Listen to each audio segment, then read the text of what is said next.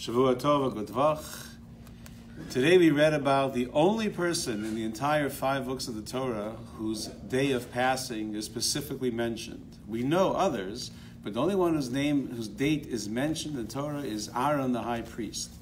And although I'm not an expert, one of the things that's outstanding about Aaron the high priest was the love he had for people. That's why he was mourned by everyone when he passed, because he was missed by men, women, children, old, young alike. So I wanted to share a story where I think Ahavas Yisrael is very prominent in this story.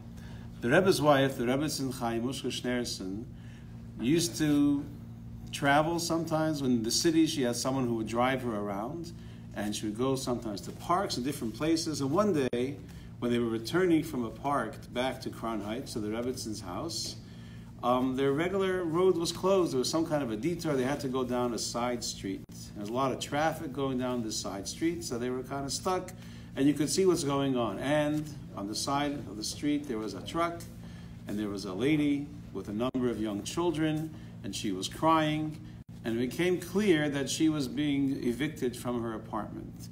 And she was standing in the street with her furniture surrounding her and her kids, obviously in a panic mode. What's she going to do? Where is she going to go? So the Rebbetzin asked their driver to please go and find out exactly what's going on. He came back and reported there's an eviction underway, and this is the problem. So the Rebbetzin said, please go find out how much money it will take to solve the problem. He came back and said, in the area of $3,000.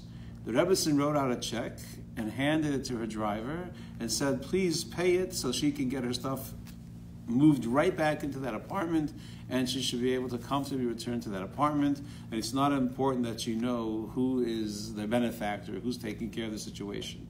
So he went back and he quickly resolved the issue with the movers and the schleppers and the owner of the apartment building. Everything was quickly resolved, and they began to move things back into the apartment, and only then did the Rebbetzin continue on her trip home.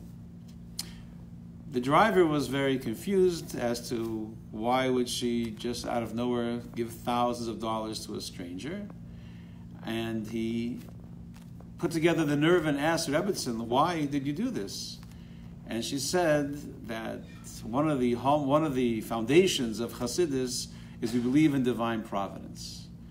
Probably in her life she never went down this street. She goes to the park often, and she has a route to go home. Why was it that today Hashem led them down this path where she could see this thing? Was it just to say, tisk, tisk, how sad?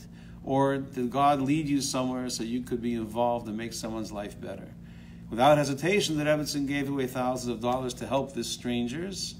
And if that's not a good example of what it means to love another person and care for their dignity and care for them, I don't have many better stories. Have a great week. Let's step up, especially during these 9 days, where we should add in tzedakah and in prayer and in doing mitzvahs and learning Torah.